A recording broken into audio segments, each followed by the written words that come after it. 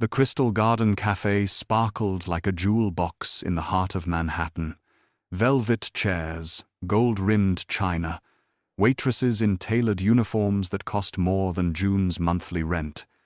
But none of that stopped the table near the window from laughing as they pointed at her.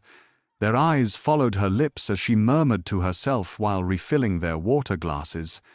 One woman whispered something cruel behind a napkin. June flushed, but kept working. What they didn't know was that she wasn't talking to herself. She was reciting lines, practicing, trying to remember. Just behind them, a silver-haired woman in pearls watched in silence. Her spoon paused mid-air, because she had heard what June was really saying, and she had heard those words before, a long time ago, in a different voice. The Crystal Garden Cafe was a chandelier-drenched jewel box nestled in the Upper East Side of Manhattan, where butter was sculpted and silence was plated with gold. On any other day, the rustle of linen napkins and the tinkle of porcelain cups would have soothed June like a lullaby of routine. But today the laughter from Table 9 was cruel, sharp. It cut through the warmth like a shard of glass. As June passed them with her coffee pot tilted in one steady hand, she heard it again. A low giggle, a mocking whisper. Her name mouthed behind manicured hands. Their eyes followed her lips as she moved through the dining room, murmuring under her breath. The words spilled out like a secret prayer, soft, rhythmic, rehearsed. One of the women leaned in and muttered something to the man across from her, and he laughed out loud before quickly stifling it with a sip of wine. Heat flushed up June's neck, but she kept walking. Her black shoes made no sound on the velvet carpeting. Her spine remained straight. She poured, she smiled, she turned, and inside her chest something curled tight and small.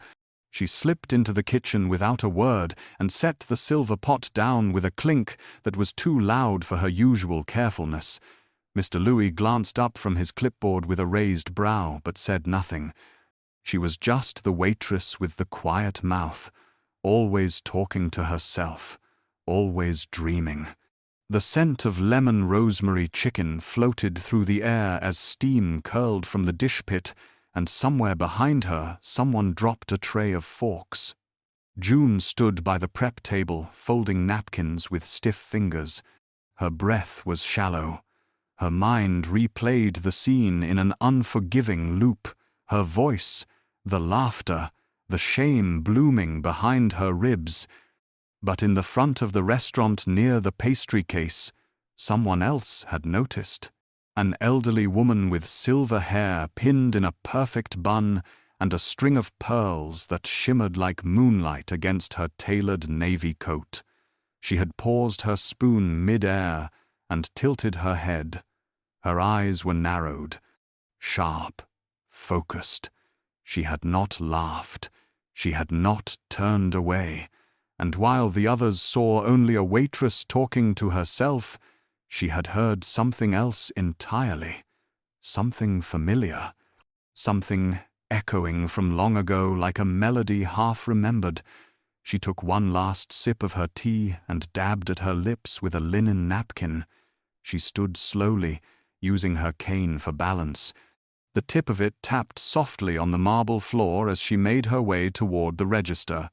Her presence went unnoticed by Table 9, still busy with their cruel amusements. June did not see her either.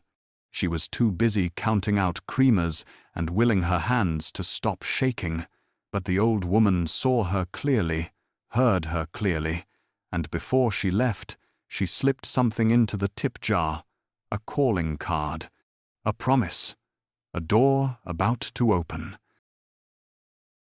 The scent of espresso and vanilla lingered in the air as June wiped down the counter at closing, her body moving on autopilot, while her mind replayed the sting of that laughter like a splinter under skin.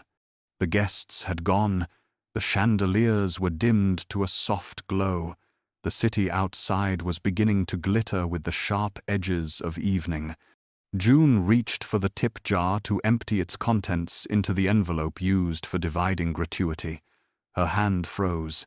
Nestled among the crumpled bills and loose change was a cream-colored card with gold edges, thick and elegant, the kind of stationery that came from places she had only seen through glass. Her fingers brushed it carefully. The weight of it alone set her pulse racing. Printed in a graceful serif was the name Althea Remington. Below it in careful script were the words New York Stage Society, and beneath that a line written in neat ink, I heard your truth. Come, find me. June stared at it like it might disappear. Her throat tightened. Althea Remington. She knew the name. Everyone who ever dared to stand on a stage in New York knew it. A legend of Broadway. A woman whose voice could command a room without rising above a whisper. A woman who had not been seen in public in over 5 years. June looked up as if the card might be a prank, but the cafe was empty. The other waitresses were finishing their duties. Mr. Louis was in the back, locking the liquor cabinet. No one else had noticed. June slipped the card into her apron and said nothing. On the walk home through streets shimmering with reflected headlights and the scent of roasted chestnuts, she kept one hand on the card in her pocket. She barely noticed the cold. Her apartment was on the 4th floor of a narrow building above a bookstore. Inside, it smelled faintly of lavender and cheap detergent. The walls were covered in vision boards made from magazine clippings and theater posters, post-it notes with affirmations. A cracked frame held a black and white photo of her mother, head tilted back in laughter. On the tiny kitchen table sat a stack of scripts, all marked with her careful pencil notes. She sat in the one wooden chair and pulled the card out again. Althea Remington. Her name tasted like electricity. June felt fear coil low in her belly. What did she mean, I heard your truth? What exactly had she heard? The monologue, the one she always practiced under her breath, the one her mother had written years ago. June whispered a few lines now, her voice barely above the hum of the radiator. She closed her eyes. The words still burned with emotion. Tomorrow she would decide, but tonight she let herself hold the card. Not as a clue, but as a key. The door had not just opened, someone had left it wide. The next morning, June stood in front of the New York Stage Society building, feeling like an imposter wrapped in the wrong life. The structure rose like a marble monument against the gray sky, its brass doors gleaming and heavy with history. Through the glass, she could see a grand lobby with velvet drapes and polished floors, a chandelier that looked like it belonged in a royal ballroom, and a gallery of portraits lining the walls. Legends, icons, ghosts. Her reflection in the door looked too small. Her thrift store coat hung unevenly, and her scuffed shoes felt louder than sirens on the quiet pavement. She clutched her messenger bag tighter and stepped inside. The warmth hit her like a wave. The scent of old paper and expensive perfume drifted through the air. At the reception desk sat a woman with sharp features and a headset. She glanced up, eyes sweeping over June with polite suspicion. June cleared her throat and spoke the name she had barely dared say aloud, Althea Remington. The receptionist's brows lifted just slightly. She tapped something into the computer. Then, without a word, she reached for a phone and spoke in a whisper too low for June to hear. Minutes stretched long and thin. Then came the tap of a cane on hardwood. June turned. Althea Remington emerged from the shadows of a side hallway like a woman walking out of time. Her silver hair was styled into a soft roll. Her navy coat was gone, replaced by a flowing indigo dress.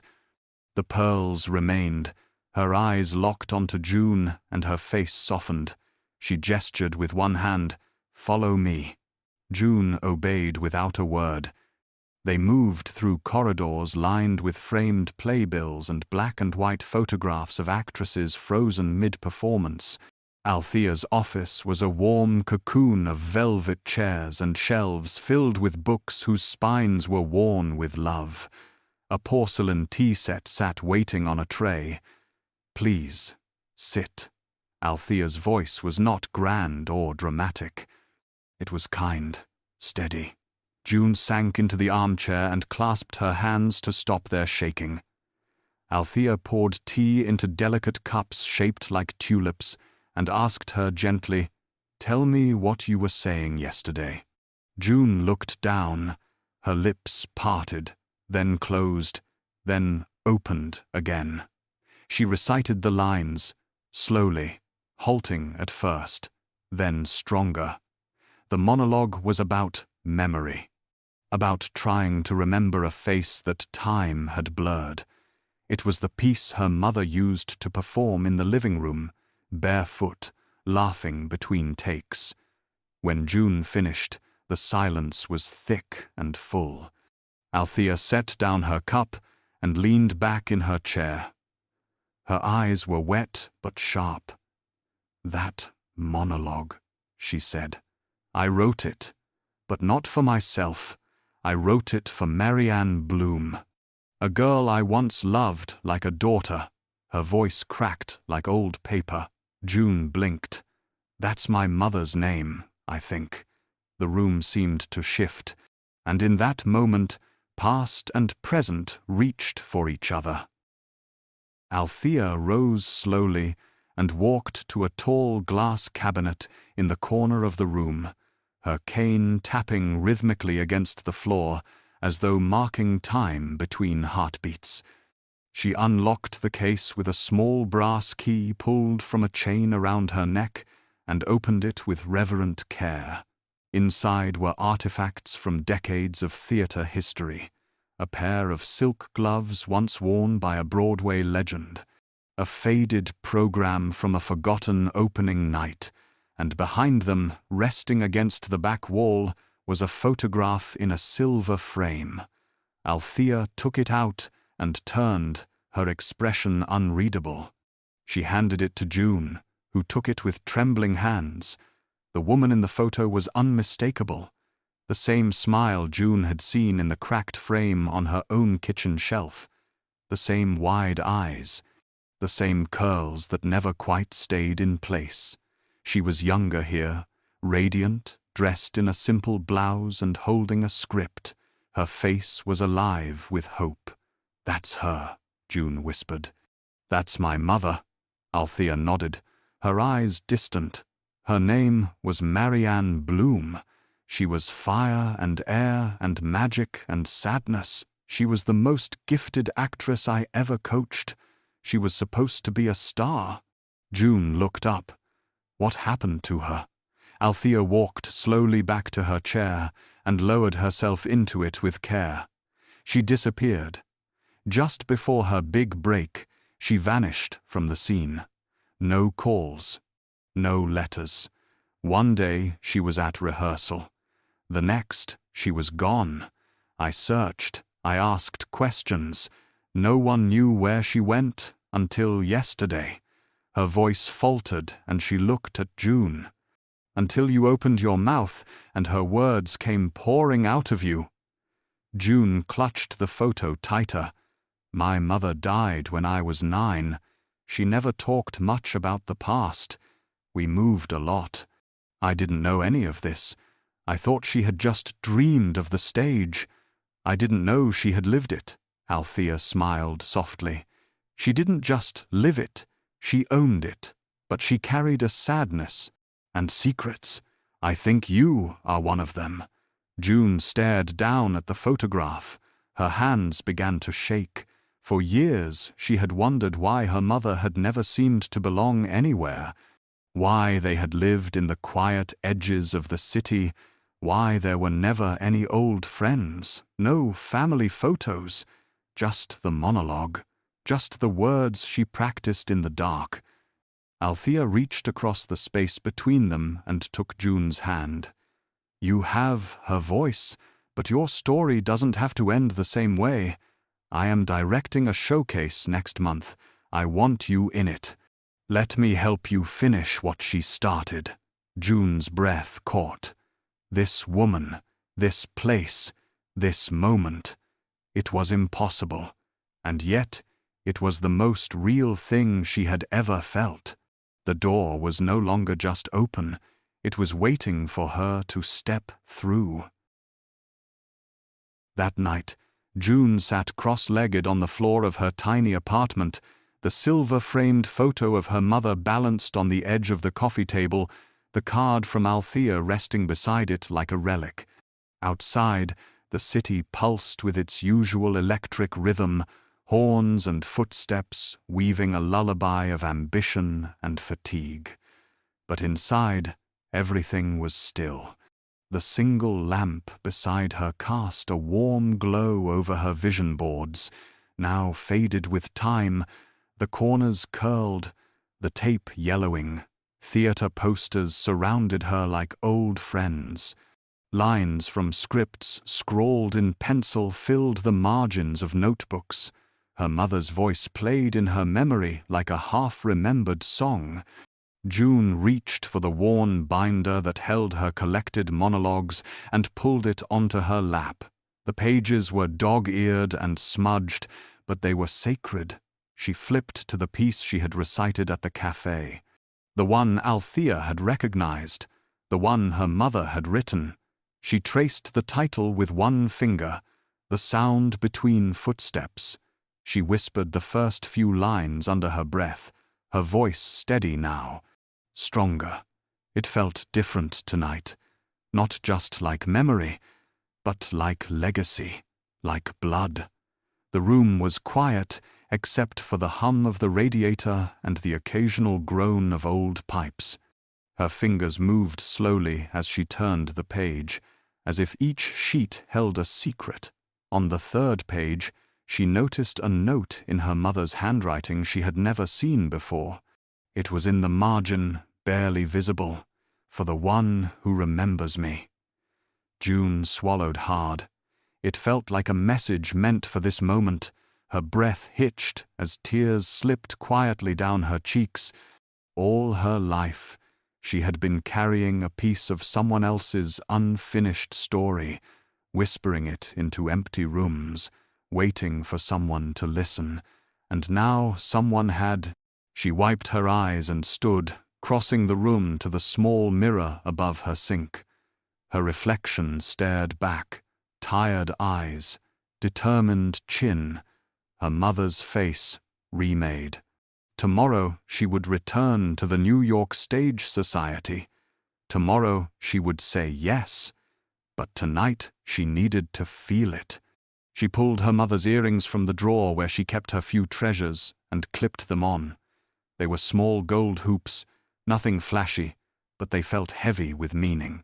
She stood in the middle of her apartment, barefoot on the worn hardwood, and began to perform. Not just the monologue, the whole piece, full voice, full body, as if the walls of her studio were velvet curtains and the air was thick with spotlight. She spoke each line like she was calling across time, and somewhere in the rhythm of her words, in the heat of her heartbeat, she felt it, her mother's presence, her own power. Her fear fell away. For the first time, the dream didn't feel fragile. It felt inevitable. She wasn't waiting anymore. She was stepping forward. The next morning, June stood once again in front of the marble facade of the New York Stage Society, but this time she held her chin a little higher. The nerves were still there, fluttering low in her stomach, but something new anchored her. Purpose. She stepped inside, the brass handles cool against her palms, and was greeted by the same sweeping grandeur. The marble floors gleamed like polished bone, and the chandelier above her head twinkled as if in quiet applause. A few people milled about in the lobby, dressed in black coats and quiet confidence, their voices hushed and efficient. June approached the receptionist, who now eyed her with something closer to curiosity than suspicion. Before she could even speak, Althea Remington emerged from the elevator, her cane tapping the floor like punctuation. She was dressed in a silk blouse the color of storm clouds and wore a silver pendant shaped like a theater mask. She gave June a nod of approval and gestured for her to follow. This time, they did not go to the office. Instead, they moved deeper into the building, through heavy oak doors, and down a hallway lined with autographed posters and oil portraits of past performances. The walls seemed to breathe with memory. At the end of the hall stood a set of tall double doors. Althea pushed them open with surprising strength. Inside was the rehearsal hall. The space was vast and echoing, with high ceilings and wood floors worn smooth by decades of passion. Velvet drapes hung along the back wall, and a raised platform sat in the center like a stage waiting for a story. June's breath caught. It was beautiful, sacred. Althea turned to her, her voice calm but firm. "This is where we begin." June removed her coat and stepped onto the platform, her legs shaky but her spine straight. Althea handed her a fresh script and a pencil. "First exercise, find your breath." June obeyed. They began simple: posture, breath, movement, no performance yet, just the mechanics of voice. But within minutes June was sweating. Althea corrected her gently but firmly. Again. Again. Again. The old woman watched like a hawk, her eyes missing nothing. Hours passed in a blur. June's voice grew louder, fuller, more grounded. Her body remembered things it had never known. Between exercises, they sat in the corner on folding chairs, sipping tea.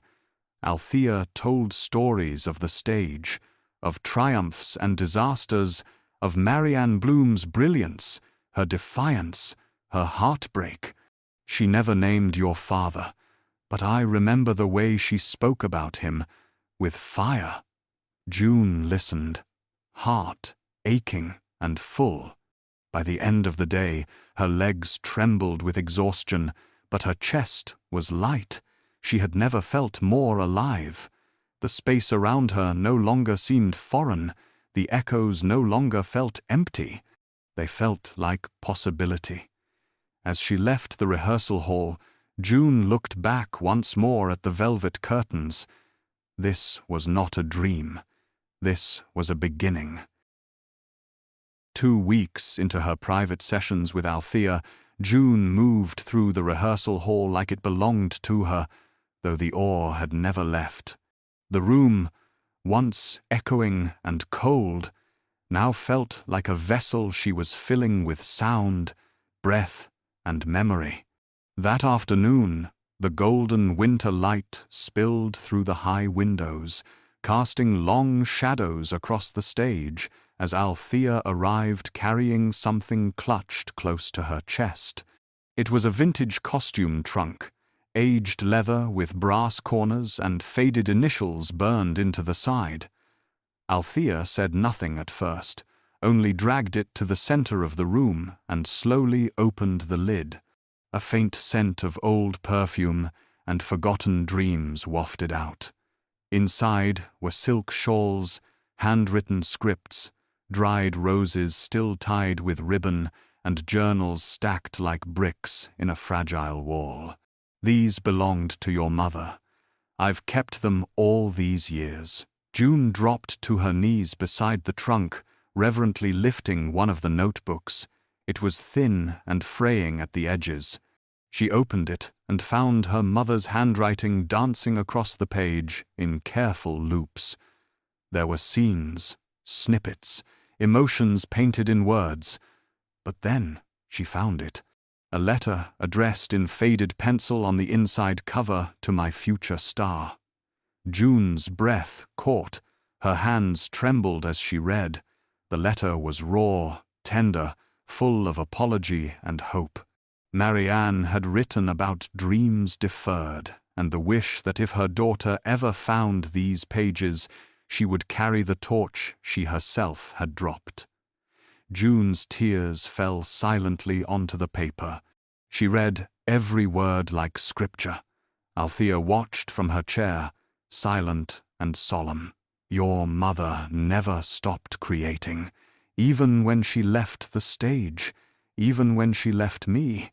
Her voice was quiet, carrying a gravity that filled the room. June stood, clutching the journal to her chest. It felt like finding a heartbeat inside an old piano. Something beautiful and forgotten, suddenly singing again.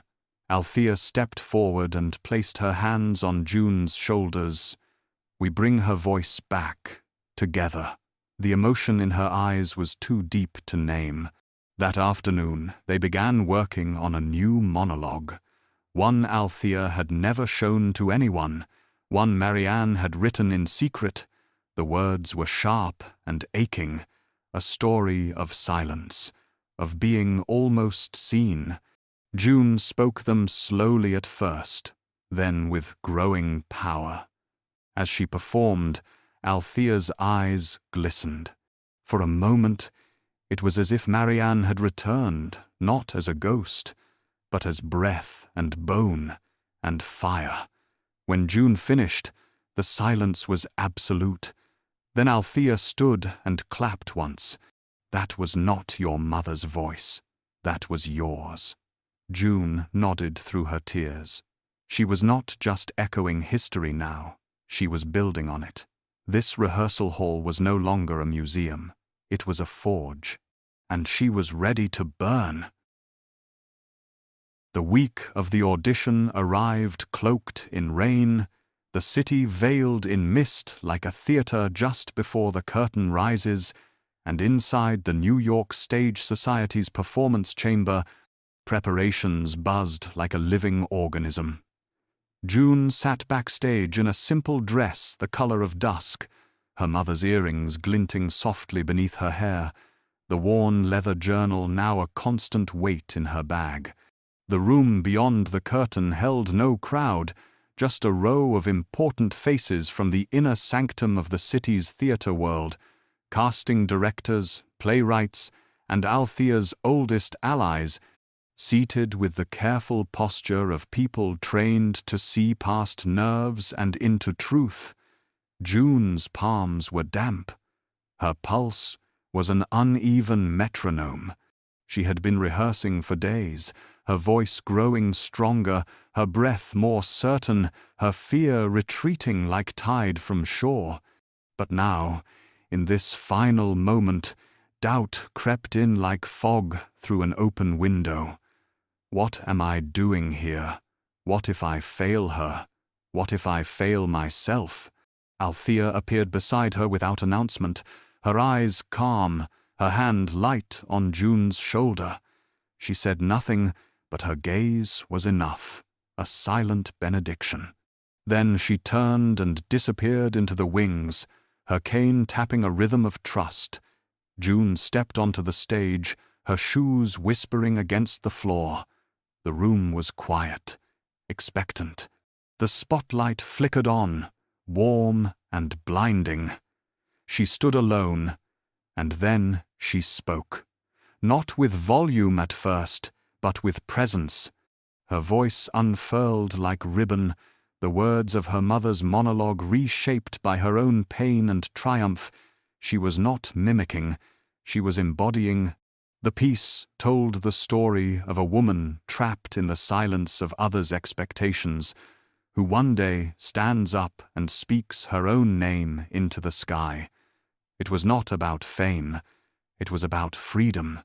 Her voice built like music, weaving between breath and sorrow and steel. She did not rush, she did not falter. When the last line left her lips, she stood still, chest rising and falling like waves.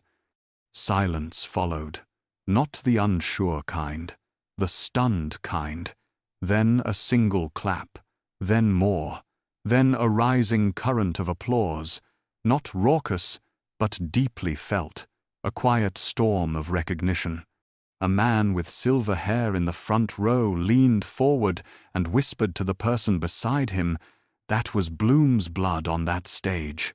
June heard it. It rooted her, not in her mother's shadow, but in her own story.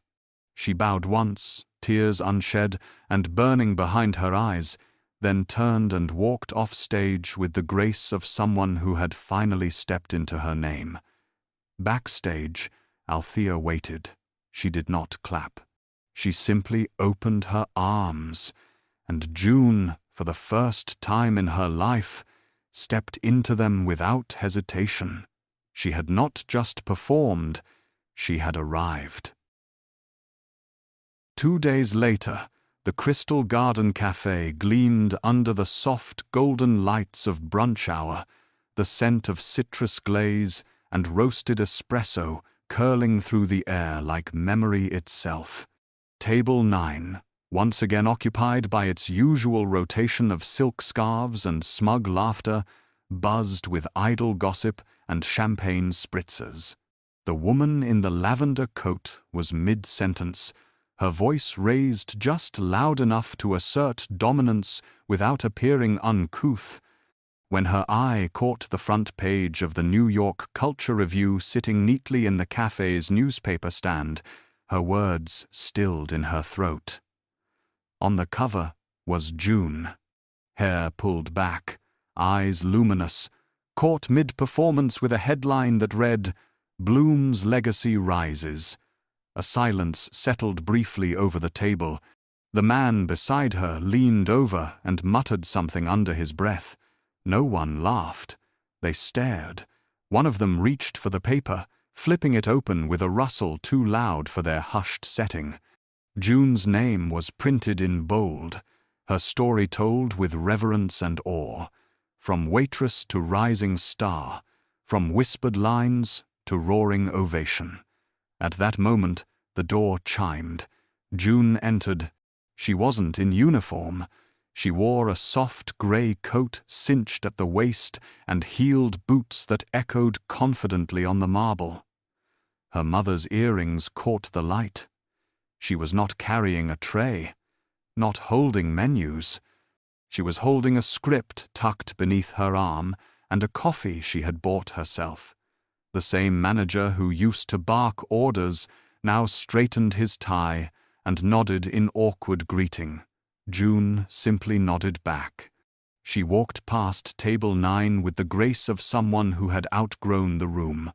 Their eyes followed her, but she did not look at them, not to gloat, not to confront, simply because they no longer mattered.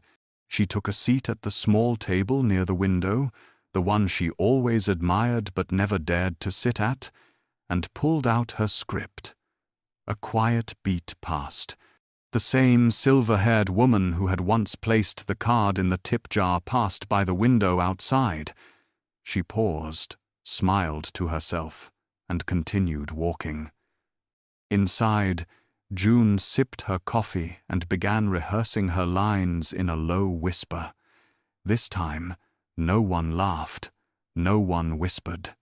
She was still speaking softly, but the world had learned to listen. The sunlight poured across her table like a spotlight. She turned a page and kept reading. She didn't need the stage to feel powerful. She didn't need applause to feel heard. She was no longer invisible, and the people who once mocked her would now remember her name not from a receipt or a name tag, but from a program, a poster, a performance that reached beyond their quiet ridicule. She belonged to herself now. Completely. The Crystal Garden had once felt like a cage. Now it was simply a room she had passed through. Later that afternoon, the rehearsal room at the New York Stage Society was quiet, except for the gentle rustle of papers as Althea arranged scripts on a desk by the window. The golden hour light spilled across the room in long, patient lines, casting everything in a warm, amber glow. June stood nearby, her coat folded over a chair, her cheeks still flushed from the quiet victory of that morning. Althea moved slowly, her cane leaning against the wall as she reached for a small velvet pouch resting near the teapot. She turned to June with a gaze that held something different now. Not just mentorship, but legacy. "I am retiring soon." The words settled in the room like snow.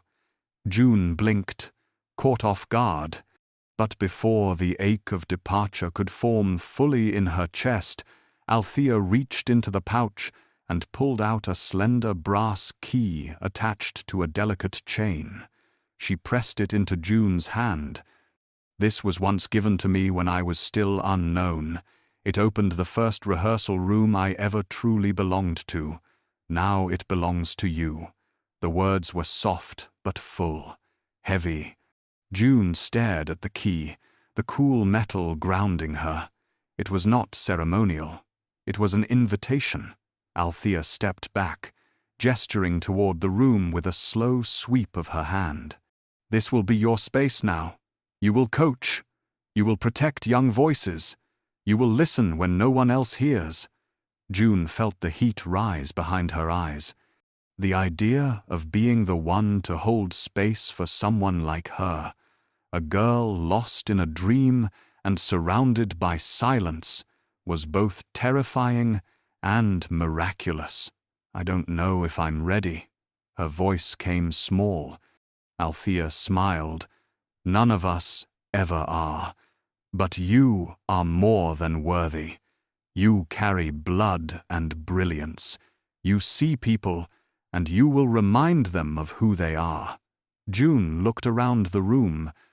The velvet curtains, the scarred floor, the old grand piano sitting quietly in the corner like a sleeping animal. All of it felt sacred. All of it was hers now. She walked to the center of the room and turned slowly, letting the space speak to her. There were echoes in the walls, laughter, tears. Applause long faded, she would add to them. Teach in the same voice that had once been overlooked. Uplift voices that trembled as hers once had. Outside the window, the city continued as it always had, fast and bright and blind.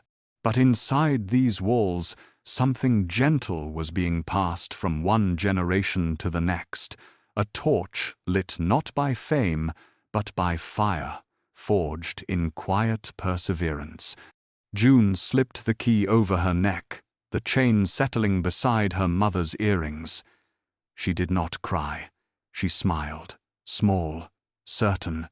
The girl who had whispered lines between water refills now stood in a place of power. Not loud, not flashy, but permanent. Althea nodded once, as if sealing a pact. And then she stepped back, leaving the room and its future in June's hands. The tribute show came together like a symphony built from forgotten notes. The theater was a modest off-Broadway venue tucked between two old brick buildings in the West Village, with burgundy velvet seats and golden sconces that glowed like candlelight against the walls. It was intimate, reverent, the perfect place to bring a lost voice back to life. June arrived early, carrying her mother's journal like a script and a shield. Althea stood at the edge of the stage, clipboard in hand, overseeing the final lighting checks with a quiet authority that softened whenever her gaze landed on June. The show was titled Whispers in the Wings, a collection of Marianne Bloom's monologues and unfinished scenes now shaped into a full-length piece performed by June and a small ensemble of emerging actors. Althea would narrate between scenes, her voice guiding the audience through the journey of a woman who had once stepped away from the light to protect something more sacred than success.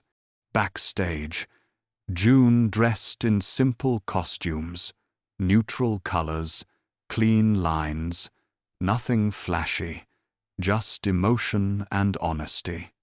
As showtime approached, the theater filled with a mix of critics, old stage friends, and curious newcomers drawn by the legend of the vanished artist whose words were now resurfacing. The energy was hushed, anticipatory, sacred.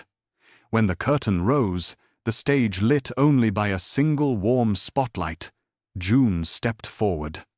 Her hands were steady, her voice low and sure. She opened the show with the same monologue she had once whispered in the cafe, the story of memories slipping through fingers, of a mother trying to be remembered by a daughter who could not yet speak.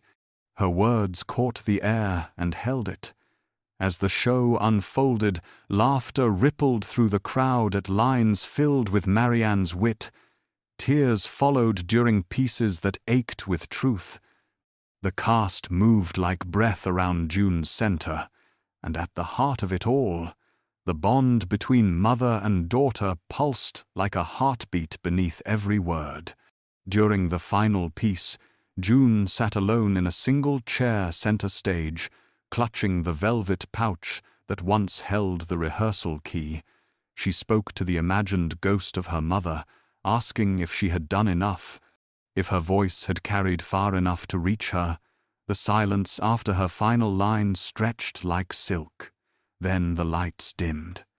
The audience rose in a wave of applause, not polite, not obligatory, but real, deep. Althea stood from her seat in the front row and clapped slowly, her eyes bright. In that moment, June was not a waitress. She was not an understudy to someone else's dream. She was the voice of a legacy reborn. As the cast took their bow, June looked out into the crowd, and she knew. Her mother's silence had not swallowed the story. It had simply waited for the right person to speak. After the show, the theater lobby filled with murmurs and the soft clinking of champagne flutes, the air electric with awe and reverence. Critics huddled in corners, whispering phrases like quietly devastating and a resurrection of truth, while friends of Althea's lingered near the photographs lining the walls, pointing at old playbills and reminiscing.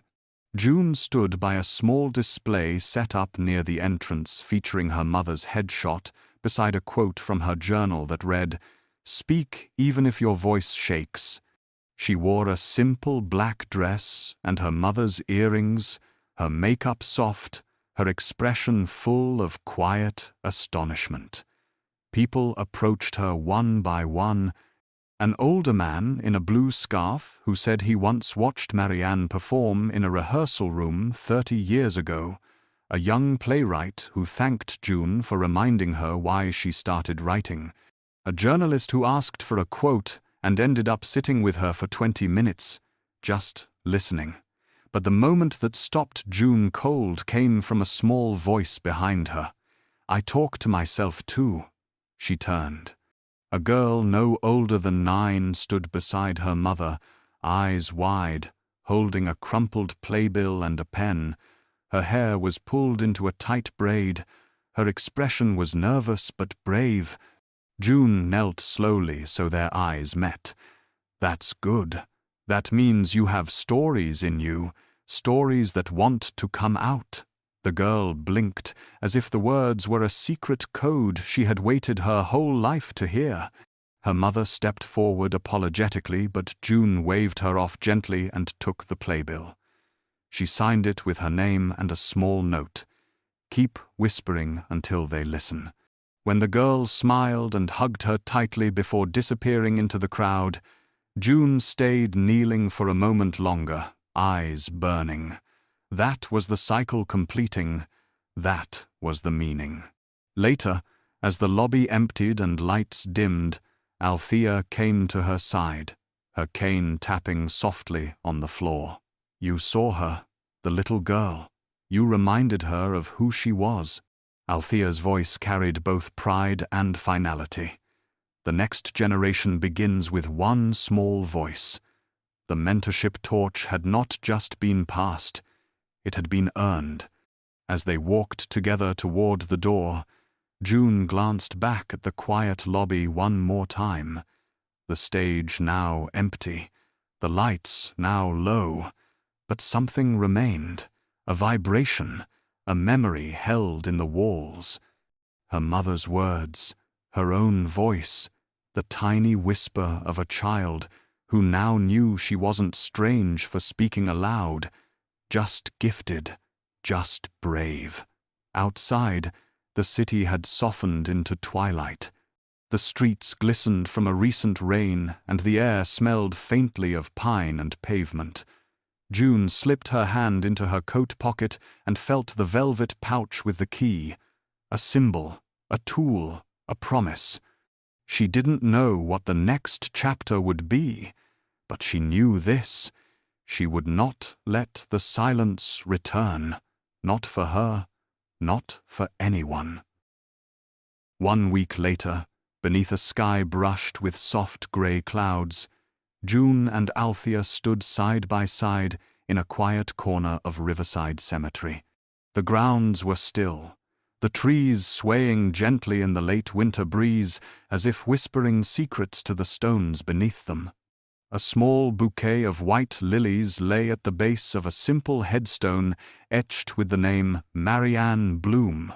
The letters were worn but elegant, timeless. June knelt slowly, setting a folded program from Whispers in the Wings against the base of the stone. Tucked into the fold was a handwritten note, copied from the final page of her mother's journal. For the one who remembers me. The moment hung between them like breath held in reverence. Althea remained silent, her cane resting against a nearby bench, her gloved hands folded neatly in front of her. June spoke softly, not out of fear, but respect. I hope you heard it. I hope it reached you. I hope you knew that your words didn't vanish, that your voice found its way home. Her voice cracked, but she did not cry. There was no sadness here, only release. Althea stepped forward, her presence quiet but commanding, and placed a single white rose on the headstone. Her voice, when it came, was steady. I never stopped believing in you. Even when you disappeared, I knew your fire couldn't just go out. I knew it would spark again in someone. Her eyes met June's, and it did. A gust of wind rustled the trees overhead, and for a moment June imagined it carried something more: approval, peace, a whisper of her mother's laugh in the air. They stood together for a while longer, not speaking. The cemetery was nearly empty, the occasional jogger passing far off on the paved path, unaware of the weight of the moment unfolding nearby. Eventually, June reached into her coat pocket and pulled out a small velvet pouch. From it, she retrieved her mother's earrings, which she had worn for every rehearsal and every performance. She gently placed them beneath the flowers, not as an offering, but as a return, a full circle, her own now, but forever connected. Althea touched her shoulder.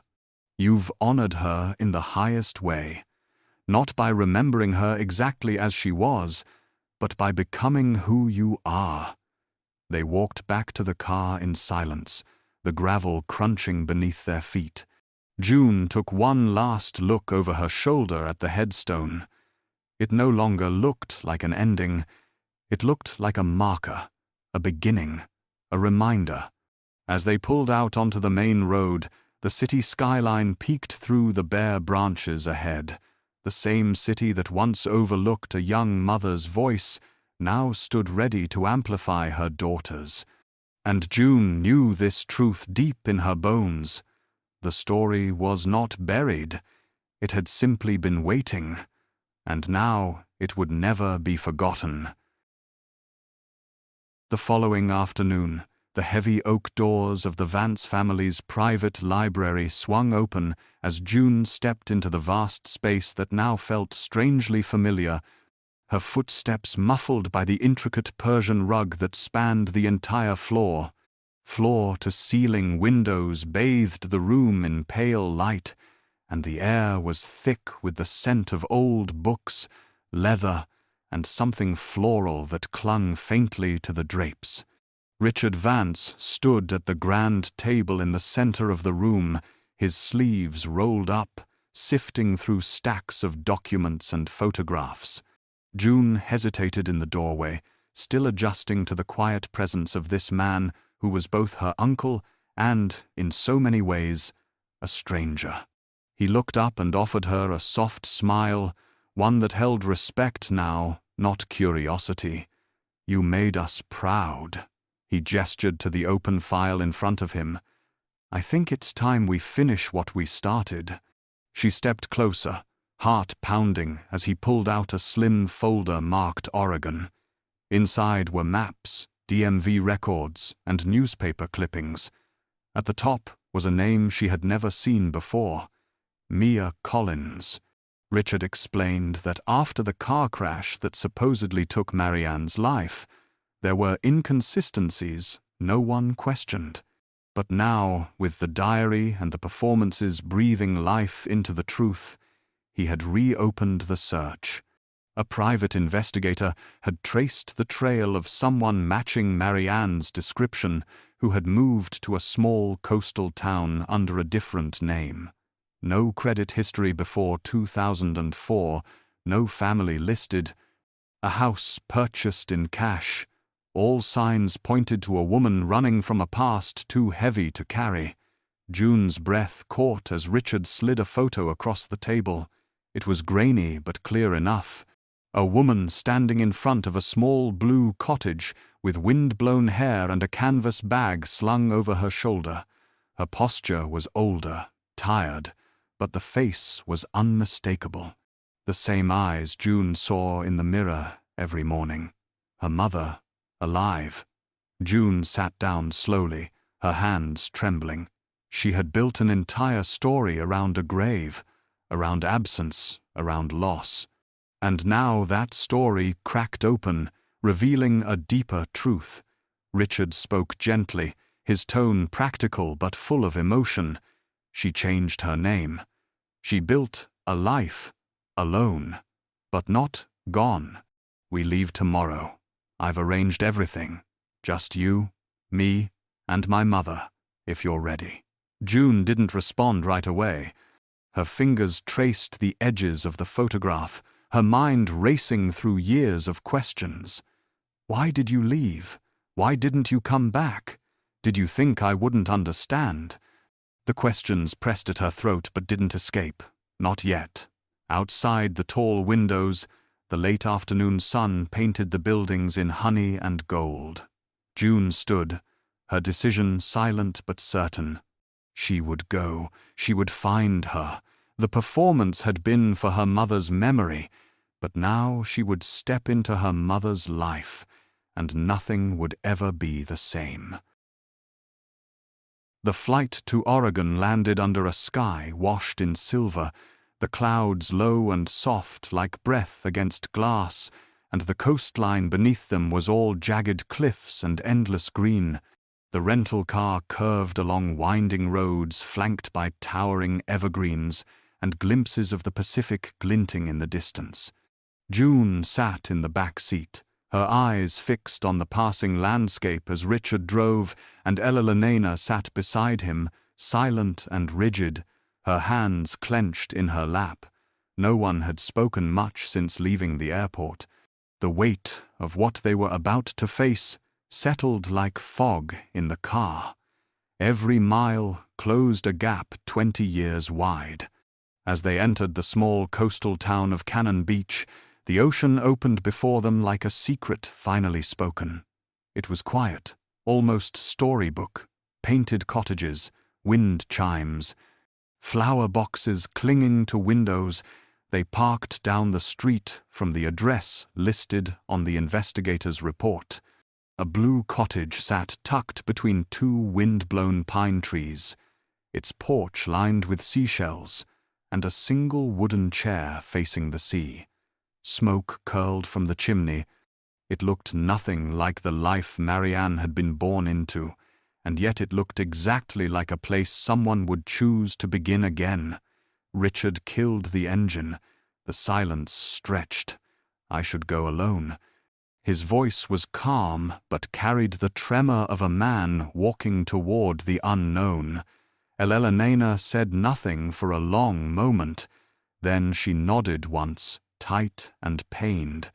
June reached for the door instinctively, but Richard stopped her with a glance. Just for now. Let me talk to her first. Let me explain. June sat back, clutching her coat. She watched as he stepped out, adjusted the collar of his jacket, and walked the gravel path to the porch. He knocked. Once, twice. The door opened slowly. A woman stood there, older, slighter than she had imagined, her hair streaked with grey, a paint-stained apron wrapped around her waist. Even from the distance, June could see the way her body tensed, how she tried to close the door again. But Richard spoke, fast, earnest, gentle. Marianne froze. Then slowly her hand rose to her mouth and she staggered back a step. Richard said something else and she swayed slightly, gripping the doorframe. Another few words passed, and then she moved aside. He entered, the door closed. June could barely breathe. Beside her, Elena sat frozen, her eyes locked on the house as if trying to will herself inside. What if she won't forgive me? Her voice cracked, barely a whisper. June did not know how to answer. She reached out and took the older woman's hand in hers, cold, shaking. They waited, 10 minutes, 20, 40. Time stretched like string pulled tight. Then the door opened. Richard stepped out, pale and hollow-eyed. He walked back slowly. "She knows," he said. "She's in shock. But she wants to see you both, if you're ready." June didn't wait. She opened the door and stepped into the air, heart pounding. Her mother was alive, and she was about to see her. June walked the gravel path alone, the crunch of her footsteps loud in the stillness, each step a heartbeat, each breath a question she was not sure she was ready to ask. The blue cottage stood quietly beneath the overcast sky, the paint chipped in places, the windows fogged from the inside, the garden wild with wind-blown flowers and driftwood sculptures that looked like they had been placed with care over time. The air smelled of salt and earth and wood smoke. She climbed the 3 steps to the porch and paused in front of the door, her hand trembling as she raised it. The door opened before she could knock. Marianne stood in the threshold. Her face was older, etched with worry and time, her hair swept back loosely, eyes wide and red-rimmed but clear. She looked at June like someone seeing the sun after years in shadow. For a moment neither of them moved. Then Marianne's gaze dropped to the locket that hung around June's neck, still resting on its long chain like a talisman. Her hand flew to her mouth, and a choked sound escaped her lips. "My little star." The words were no louder than a whisper, but they shattered the space between them. June couldn't speak. Her throat was tight with every emotion she had ever locked away. Instead, she reached behind her neck and unclasped the chain. She held the locket out in her open palm. "You left this for me." Her voice cracked. "I think maybe it's time you had it back." Marianne's hands moved slowly, as if afraid the moment might vanish if she reached too quickly. But she didn't take the locket. Instead, she reached for June, and June let her. They fell into an embrace that held 20 years of absence, of longing, of imagined bedtime stories and missed birthdays and what-ifs. They clung to each other like lifelines. No words, just tears. Just the warmth of skin and the truth of presence. Behind them, the wind whispered through the trees like applause. Marianne pulled back slightly, her hands on either side of June's face. "Let me look at you." Her voice was uneven, but steady enough. "You look so much like him. Like Leo." June blinked at the name. Her mother nodded. "We'll talk. Everything. But not now. Not here. Come in, please." June stepped into the cottage. It was small, cluttered, lived in. Canvases lined the walls, the colors bold and full of longing.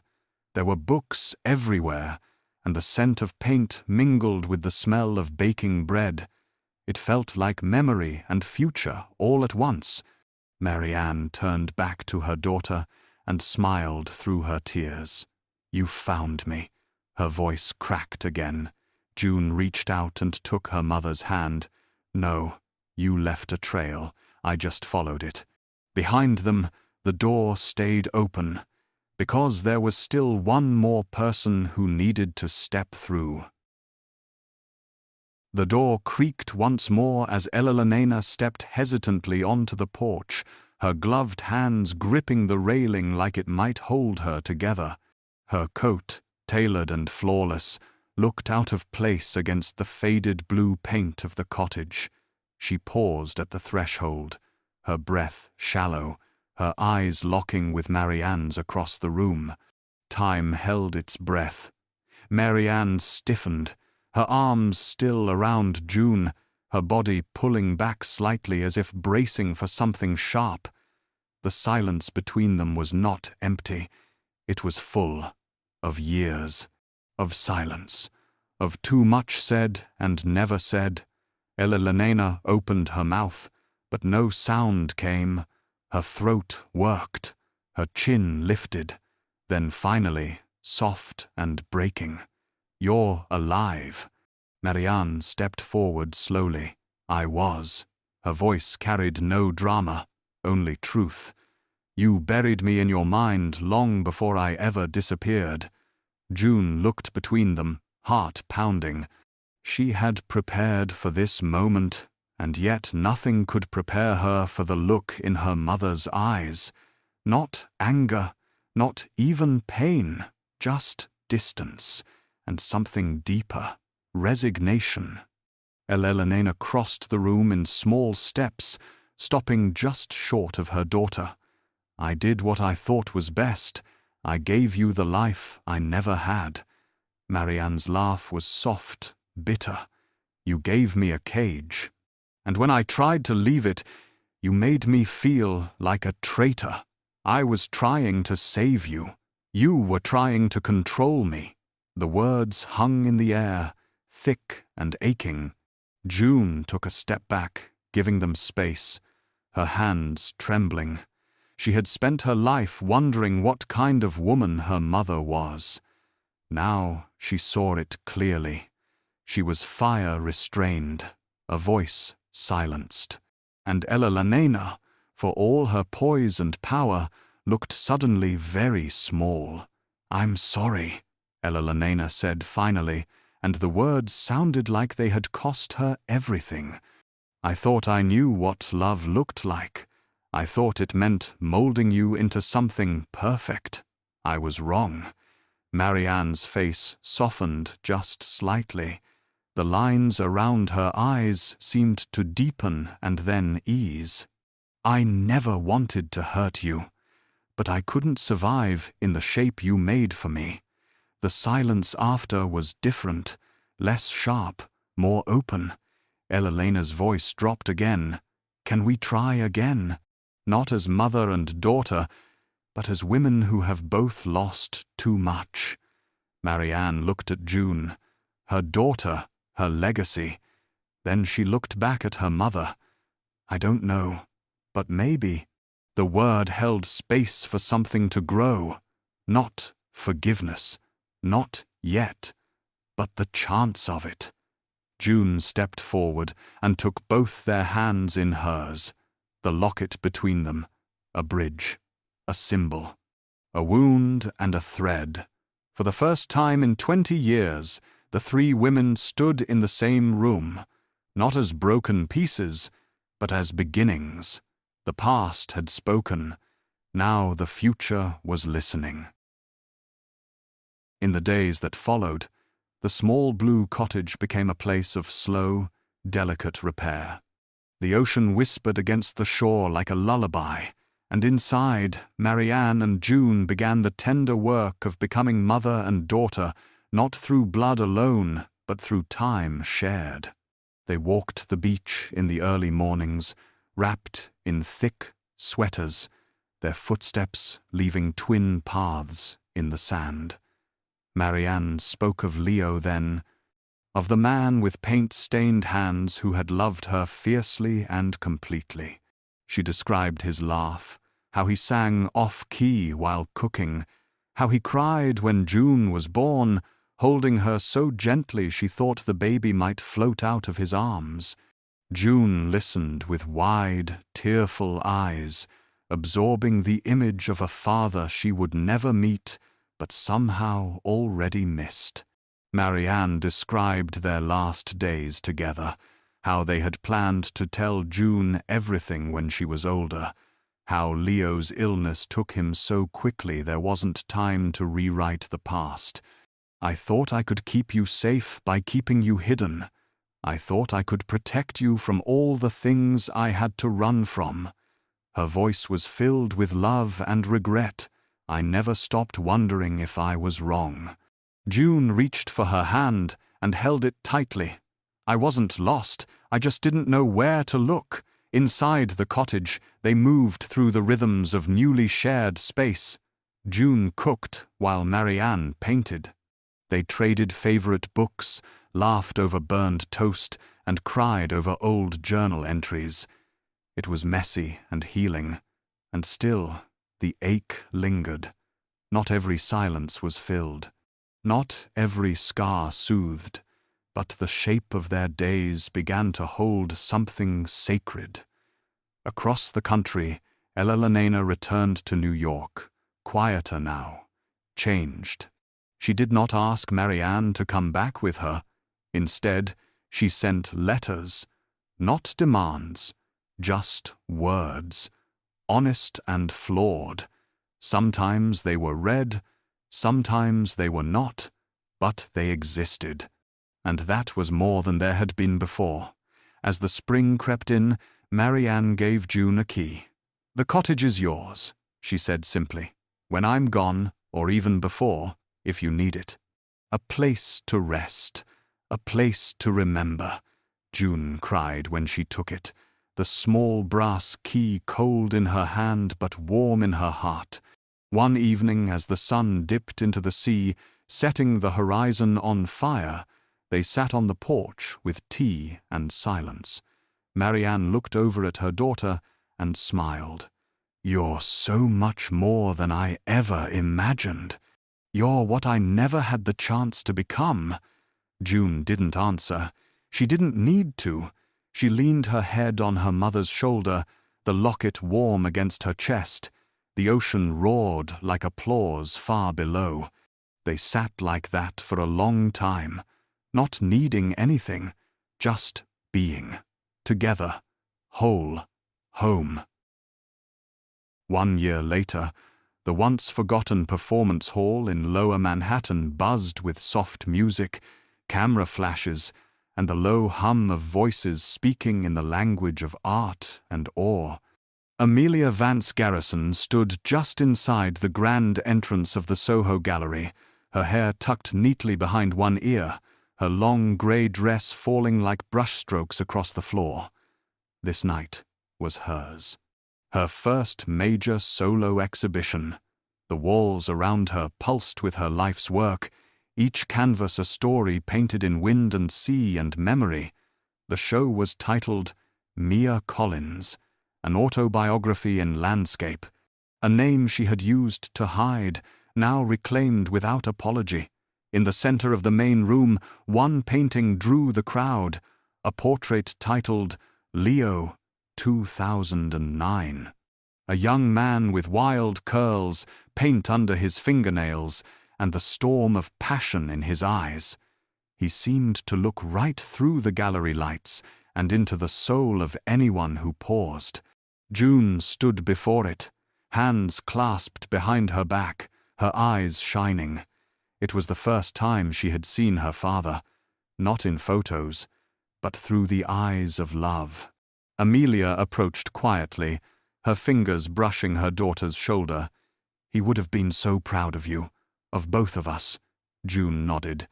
"I feel like I know him now." Amelia smiled, her gaze softening. "You have his heart." He saw beauty in everything, even the broken parts.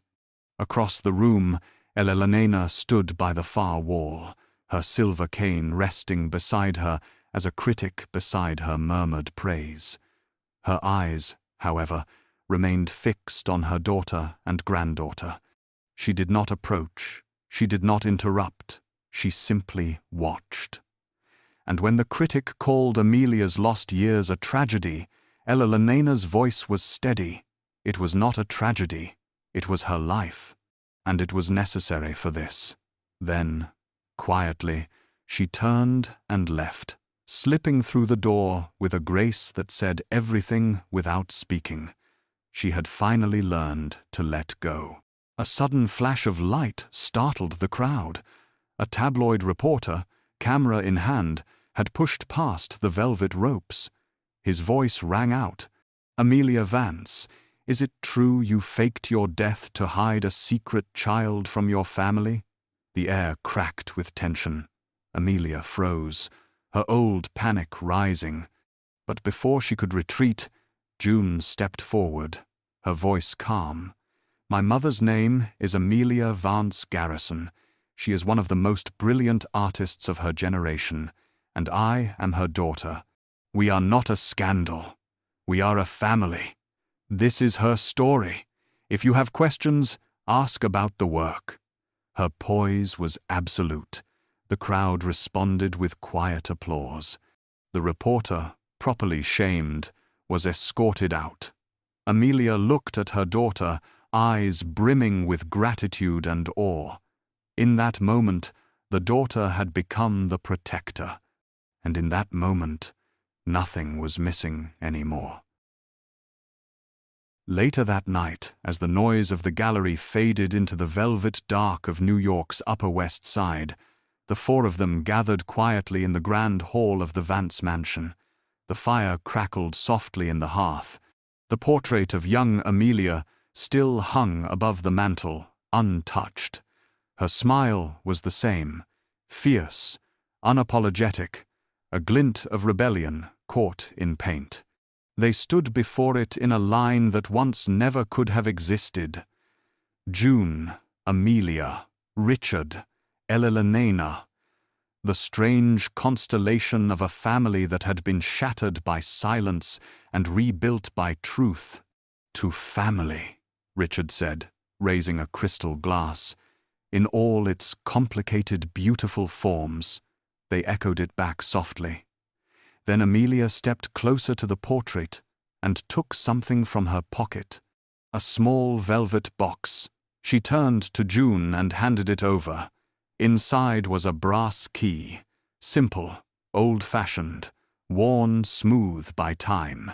"This is the key to the cottage, the blue one by the sea. I am moving to a bigger studio in town, but I want that place to be yours. A place to go when the world becomes too loud, a place to remember who you are." June looked down at the key resting in her palm.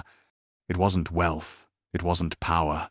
It was something more sacred, a sanctuary, a choice. Amelia smiled. "You can stay in the city, keep building your life here. Or you can come back to the coast for a while, paint with me, or just be. It is your path now. Whatever you choose, you are not alone anymore." June reached up and touched the star locket at her neck. the same one that had once been mistaken for theft, the one that had unraveled an empire of secrets. It no longer felt heavy, it felt like light, like a compass. She looked at the faces around her. The people who were once mysteries and now, somehow, family. "I think I'll do a little bit of both," she said, her voice clear, and they smiled. There was no fanfare, no final twist, just warmth, just healing, just the quiet miracle of 4 people standing in the same room after 2 decades of being lost. The past had been faced, the truth had come out, and the future stretched before them like a blank canvas, waiting to be painted. The locket gleamed in the firelight, a little star once lost, now home. If this story moved your heart or reminded you that unseen moments can change everything, please give this video a like and let us know in the comments what part touched you the most. It helps us create more powerful stories that matter. Make sure to subscribe and turn on notifications so you never miss the next chapter in a journey just like this one.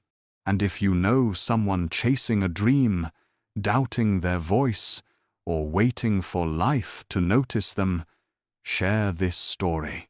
Sometimes all it takes is one unexpected listener to remind you that you were never speaking to yourself. Thank you for being here.